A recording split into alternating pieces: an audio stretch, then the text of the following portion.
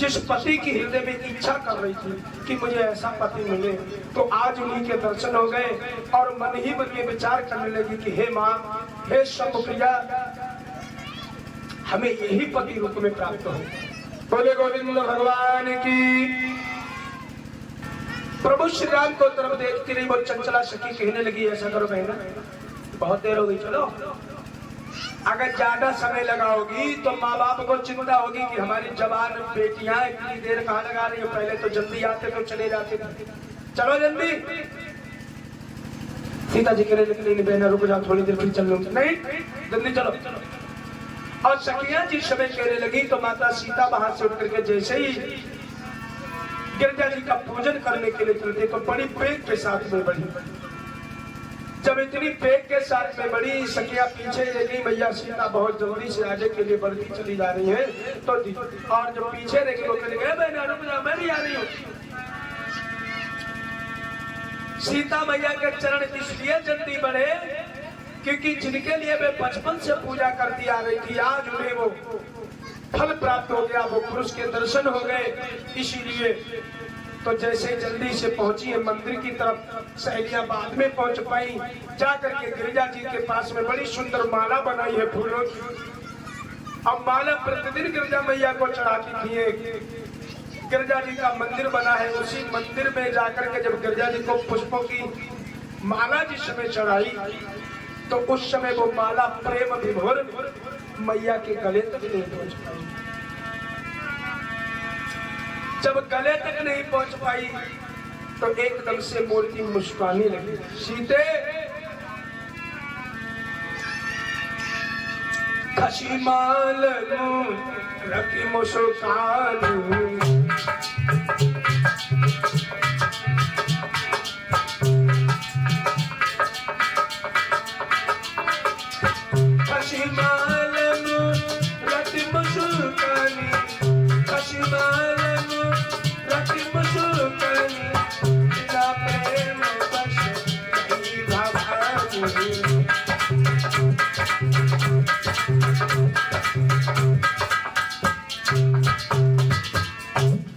खसी माल मूरत मुस्कानी, बिना प्रेम बस भई भवानी। गिरजा जी को जब माला चढ़ानी चाहिए उस फूलों की तो प्रतिदिन माला गले में पहुंच जाती थी, लेकिन आज मन कहा था सीता का राम की तरफ, तो इसलिए माला गिरजा जी के गले में नहीं पहुंच पाई, नीचे ही रह गई। तो मूर्ति मुस्कुराने लगी, अरे सीते तुम इतने दिन से हमारी तपस्या कर रही हो, प्रतिदिन जो काम शुद्ध हो रहा था तुमने शुद्ध कर दिया।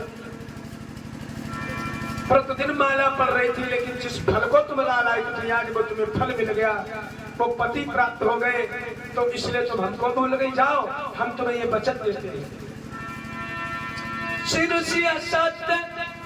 आशीष हमारी अपूजय मनोकामना तुम्हारी। जाओ बेटी, मैं तुम्हें ये वरदान देती हूँ, ये वचन देती हूँ, तुम्हारी मनोकामना अवश्य पूर्ण होगी। जो तुमने मन में विचारा है वही तुम्हें पति मिलेंगे।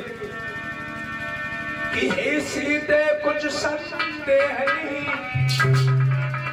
हे सीते कुछ संदेह नहीं, उत्तम अभिलाष तुम्हारी है, उत्तम अभिलाष।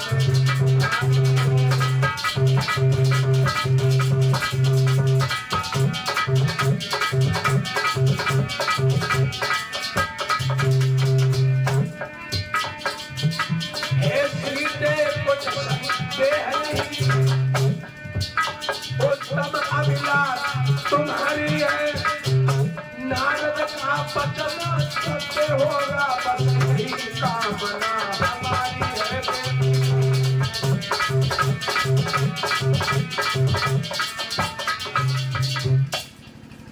कहने लगी जाओ हम तुम्हें ये वचन देते हैं कि तुम्हारी मनोकामना पूर्ण होगी। जिन्हें तुमने अपना पति माना है राम को, वही तुम्हारे पति होंगे। और देवर्षि नारद का श्राप भी ये सत्य नहीं होगा, क्योंकि भगवान विष्णु को देवर्षि नारद ने श्राप दिया विश्व मोहिनी स्वयं कि भाई जैसे हम घूम रहे हैं पत्नी वियोग में, वैसे तुम भी पत्नी वियोग में घूमोगे। तो जनक नंदिनी सीता के लिए कह रही है कि तुम्हें वही राम ही पति मिलेंगे, चिंता ना करो। जिनके रही भावना जैसी, तीन प्रभु मूर्त देखी तैसी, जिनका जिससे सत्य स्नेह, ताय मिलन में नाई संदेह, जिसका साधन स्वच्छा और हृदय से प्रेम होता है, उसे मिलने में ज्यादा समय नहीं लगता। इतना आशीर्वाद दे दिया, सीता जी चली आई।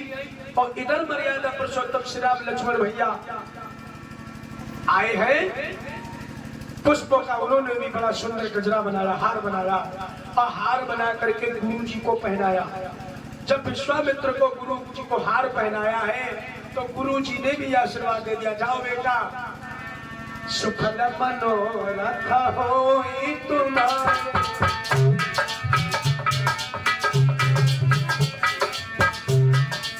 सुफल मनोरथ होई तुम्हारे, राम लखन सुभय सुखारे।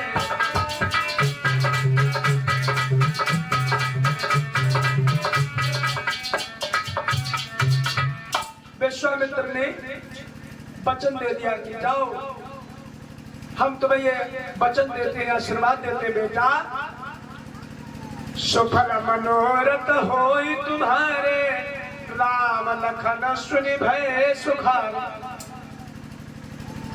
गुरु जी ने आशीर्वाद दे दिया तो राम लक्ष्मण भी प्रसन्न हो गए। देखिए उधर सीता जी ने आशीर्वाद ले लिया है मैया जी से, और इधर राम ने आशीर्वाद ले लिया गुरु जी से। अब दोनों जी को आशीर्वाद मिल गया तो फिर विराट होने में कोई संभव ही नहीं है। अब क्या रह गया, धनुष का नंबर। संध्या हो गई, जब प्रातः काल हुआ, और जनक राज के गुरु थे परशुराम। अब परशुराम के गुरु थे भगवान भोलेनाथ। उन्होंने तपस्या करके भगवान भोलेनाथ से वो धनुष पाया। अब वही धनुष जनक राज को दिया, और जनक राज ने पूर्व जन्म में तप किया, भगवान विष्णु प्रकट हुए। तो भगवान विष्णु से कहा मांगो, क्या मांगना चाहते हो?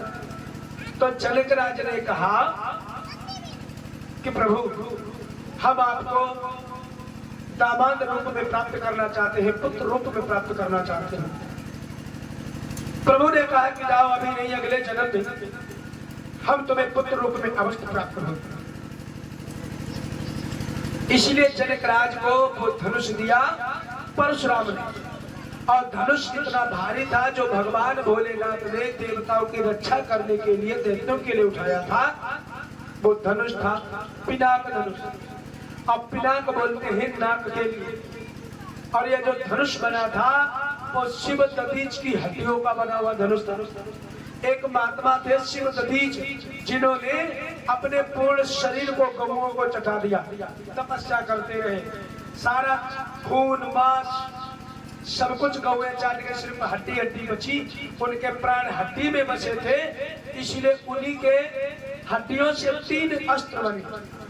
ये पिनाक धनुष बना, और एक वज्र बना जो इंद्र को मिला, और एक सारंग बना जो भगवान विष्णु के पास है। और ये पिनाक धनुष जो भगवान भोलेनाथ के पास था, वही धनुष रखा था। तो जनकराज रोज पूजा करते थे। पर जब सीता कुछ सियानी हुई, उन्होंने देखा पिताजी रोज पूजा कर जाते हैं धनुष की, लेकिन धनुष के पास तो बड़ी गंदगी पड़ी है, सफाई कभी करते ही नहीं। अरे जब उस धनुष को बड़े बड़े योद्धाओं ने पहले नहीं हटा पाया, जनकराज कैसे हटा देगा? तो सीता ने उस धनुष को उठाया और वहां पर साफ सफाई करके फिर पुनः रख दिया। तो जनकराज ने जब ये देखा कि भाई जब हमारी बेटी ने जिस धनुष को उठा लिया है, तो इसके लिए पर भी ऐसा ढूंढो जो इस धनुष को तोड़ दे, हम उसके साथ विवाह करेंगे। यही जनकराज ने प्रस्ताव रख दिया। अब आजकल क्या है, अगर किसी की लड़की इंटर पढ़ी हो तो वो भी कहता है कि भाई हम लड़के के साथ उसके साथ विवाह करेंगे जो लड़का बीए फाइनल होगा। अब बीए अगर फाइनल नहीं होगा, डिग्री वाला नहीं होगा, तो इंटर के लिए इंटर वाला तो होना ही चाहिए। अब ऐसा थोड़ी ना लड़की इंटर पास है और लड़का वहाँ हाई स्कूल भी नहीं है। तो योग देखते हैं बराबर का। यही जनक राज ने किया। जनक राज ने इसीलिए प्रण कर लिया कि नहीं, जो धनुष को तोड़ेगा उसी के साथ सीता का विवाह करेंगे। पर इतने योजना बैठे थे, किसी ने धनुष नहीं टूटा। तो जनक राज बड़े अधीर हो गए, बोले अगर हमें ऐसा पता होता तो मैं ये प्रण ही नहीं करता।